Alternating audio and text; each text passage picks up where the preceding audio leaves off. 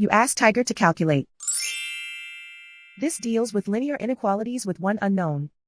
The final result is W smaller than -11/2 smaller than -51/2. Let's solve it step by step. Group all constants on the right side of the inequality. Subtract 5 from both sides.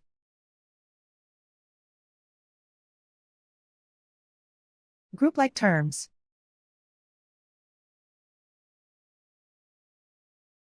Simplify the arithmetic.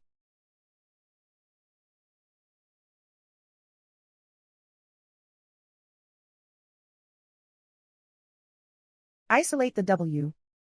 Divide both sides by -2. Whenever you multiply or divide by a negative, reverse the inequality sign.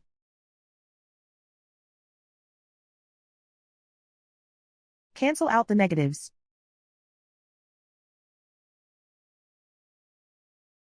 Simplify the fraction.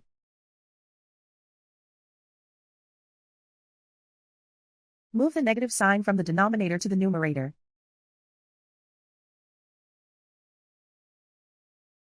Plot the solution on a coordinate grid.